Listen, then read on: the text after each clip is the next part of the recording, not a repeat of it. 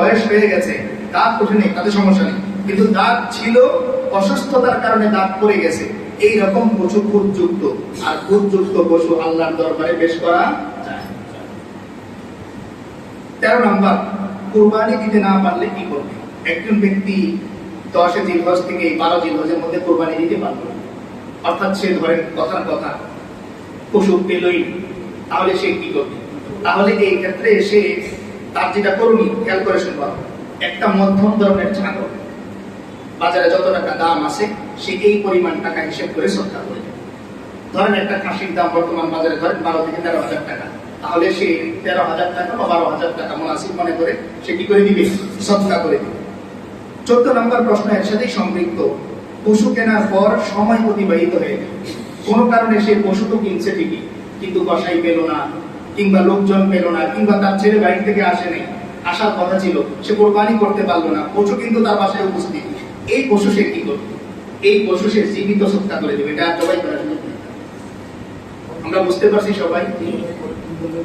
মানে 3 দিন যদি অতিবাহিত হয়ে যায়, 12 জিলহজ যদি অতিবাহিত, সময় চলে গেল, 12 জিলহজ পর্যন্ত তার সময় আছে, অর্থাৎ 12 জিলহজ মাগরিবের পরে তার ছেলে আসছে, এখন কোরবানি করতে পারবে কিনা? কোরবানি করতে পারবে না, তার জীবিত এটাকে কি করে দিতে হবে? সদকা করে দিতে হবে। প্রশ্ন থাকবে, যদি সে ভুলক্রমে জবাই করেই ফেলে তাহলে জরিমানা তার আসবে কিভাবে? দেখেন একটু খেয়াল করে শোনেন এই মাসআলা। সে শখ করে 60,000 টাকা দিয়ে একটা গরু কিনছিল, জবাই করার পরে দেখা গেল গোশত হয়েছে 40 কেজি। কত কেজি? 40 কেজি। কিনছে কত দিয়ে? 60,000 টাকা দিয়ে। ধরেন ছোট গরুর গোশতের কেজি হচ্ছে 1,000, তাহলে কিনছিল কত দিয়ে? 60,000, গোশত পাইল কত টাকা? 40,000। তাহলে এই পুরা গোশত তার সদকা করতে হবে, সাথে 20,000 টাকা জরিমানা সহ তার সদকা করতে হবে। বুঝছেন মাসআলা? মানে 60,000 টাকা দিয়ে সে একটা ছোট গরু কিনছিল শখ করে কোরবানির জন্য, যেহেতু কিন্তু ভুলক্রমে জবাই করে ফেলছে 12 জিলহজের সময় অতিবাহিত হওয়ার পর, এখন তার সমস্ত গোশত তো প্রথমে সদকা করতেই হবে। 2 নম্বরে দেখতে হবে বাজারে এই গোশতের দাম কত। তো আমরা ধরলাম যে এই ছোট গরুর গোশত 1,000 টাকা কেজি, তাহলে 1,000 টাকা করে কেজি হইলে 40,000 টাকা, সে তো আরো 20,000 টাকা বেশি দিয়ে কিনছিল, তাই তার আরো 20,000 টাকা সাথে বলে এরপর সদকা করতে হবে। আমরা বুঝতে পারছি সবাই? এরপরে 15 নম্বর, রাতে কোরবানি হবে কিনা?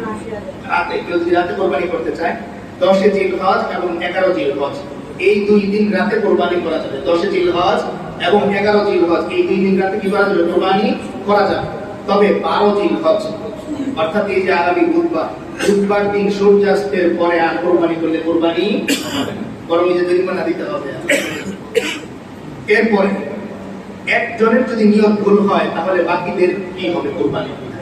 ধরেন 3 জন মিলে কোরবানি করতেছে, 2 জনের তো খাঁটি নিয়ত, সে জুমার নামাজ পড়ে এসে তার দিলের মধ্যে এটা হয়েছে যে কোরবানি একমাত্র কার জন্য হবে? আল্লাহর সন্তুষ্টির জন্য। কিন্তু একজনের কথা হলো তার 2 ছেলে আমেরিকা থেকে আসবে, ভালো দেখে গরু কিনতে বলছে, গোশত যেন স্বাদের হয়। একজনের নিয়ত হচ্ছে স্বাদের গোশত খাওয়া, তাহলে এই একজনের নিয়তের কারণে সবার কোরবানি নষ্ট হয়ে যাবে। আমরা বুঝতে পারলাম? একজনের যদি নিয়ত কি হয়? অশুদ্ধ হয়, তাহলে সবার কোরবানি। প্রশ্ন আসবে, একজনেরটা ভুল হইলে সবারটা কেন খারাপ হয়ে যাবে? কারণ দেখেন, কোরবানির যে রক্ত প্রবাহিত হওয়া কয়বার প্রবাহিত হয়? একবার, আর এটা পুরাটাই আল্লাহর জন্য হইতে হবে। এখন এইখানে যদি একজনও ভেজাল দেয় তাহলে পুরাটাই ভেজাল দেয়। যেমন 3 জন মিলে 2 কেজি করে দুধ একসাথে জমা করলো, কয়জন মিলে? 3 জন মিলে 2 কেজি করে 6 কেজি। এখন একজন তার দুধের মধ্যে ভেজাল দিয়ে এরপর মিক্স করলো, এখন এই 6 কেজির মধ্যে ভেজাল আছে কিনা? আছে। 6 কেজি দুধই বাকি। ঠিক তেমনি 3 জন হোক 7 জন হোক, একজনের যদি নিয়ত গড়বড় থাকে তাহলে সবার কোরবানি না যায়। এই জন্য আমি কাকে শরীক হিসাবে নিব এটাও নির্বাচন করে এরপর নিব। এরপরে কোরবানির পশুতে আকিকা দেয়া যাবে কিনা? আমরা একটু খেয়াল করেছি, কোরবানির পশুতে আকিকা দেয়া যাবে কিনা? দেয়া যাবে, তবে যে সমস্ত পশু দিয়ে 7 নাম দেয়া যায়, তাই না? 7 নাম দেয়া যায়। এখন আমি একটা খাসি কিনে যদি আমার কোরবানিও দিই, আবার ছেলের আকিকার নিয়ত করি, কোনোটাই হবে না। আকিকাও হবে না, কোরবানি হবে না। হ্যাঁ, আমি একটা গরু কিনলাম, গরুর মধ্যে 1 ভাগ করলাম আমার কোরবানি, আরেক ভাগ আমার সন্তানের আকিকা, তাহলে হয়ে যাবে। এরপরের প্রশ্ন, পশু কেনার পর শরীক নেয়া। কথার কথা, আমি বাজারে গেলাম, পছন্দ হয়ে গেছে, 1 লাখ টাকা দিয়ে একটা গরু কিনে ফেলছি, এরপরে আমি নতুন করে এখানে আমার সাথে কোনো শরীক নিতে পারবো কিনা? এই মাসলাটা আমরা খেয়াল করে শুনবো। যিনি কিনলেন তার উপর যদি কোরবানি ওয়াজিব থাকে, অর্থাৎ তিনি সামর্থ্যবান ব্যক্তি হন, তাহলে তার জন্য শরীক নেয়ার অনুমতি আছে। অর্থাৎ আরো 6 জন তিনি শরীক নিতে পারবেন, না নেওয়াটা উত্তম। যেহেতু তিনি একা কিনেছেন, একা দেয়াই উত্তম। বাকি স্বাভাবিকভাবে সবার সামর্থ্য একরকম থাকে না, তাই তিনি যদি চান শরীক নিতে পারেন। কিন্তু প্রশ্ন আসবে, যদি কোন গরিব ব্যক্তি যার উপর কোরবানি ওয়াজিব না, তিনি যদি সব করে বাস 1 লাখ টাকা কেউ তাকে দিছে, চিন্তা হলো কিনে ফেলি, পরে 6 জনকে কোরবানি দিয়ে দিলাম, গোস্তদন্ত লোকে, তাহলে তার জন্য শরীক নেওয়া জায়েজ হবে না, বরং এই কোরবানির পশু কেনার কারণে তার একার উপর ওয়াজিব হবে এবং একাই কোরবানি দেওয়া লাগবে, জরিমানাও তারই দেওয়া হবে।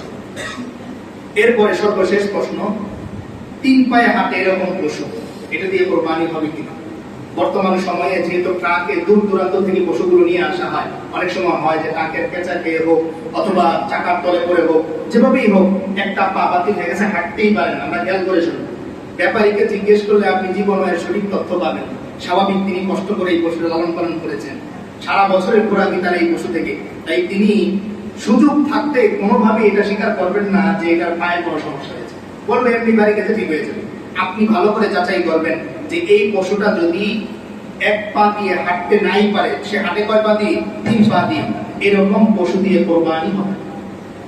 ঠিক তেমনি একটা সহজ পয়েন্ট আমরা মনে রাখবো, যে সমস্ত পশুগুলো খুঁতযুক্ত, অর্থাৎ একটা অঙ্গ, যে কোনো একটা অঙ্গের পরিপূর্ণ 3 ভাগের 2 ভাগের চেয়ে বেশি যদি নষ্ট হয়, 3 ভাগের 2 ভাগ বা এর চেয়ে বেশি, তাহলে এই সমস্ত প্রাণী দ্বারা কোরবানি হবে।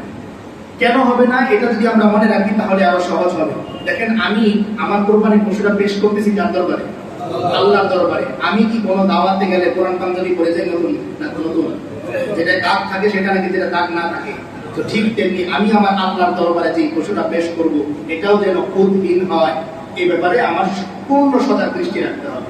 আল্লাহ তাআলা আমাদেরকে কুরবানি সংক্রান্ত সব ধরনের ভুল ত্রুটি থেকে বেঁচে একমাত্র আল্লাহর সন্তুষ্টি করার জন্য, আল্লাহকে রাজি খুশি করার জন্য কুরবানি দেয়া তৌফিক আমাদেরকে দান করেন। আমিন।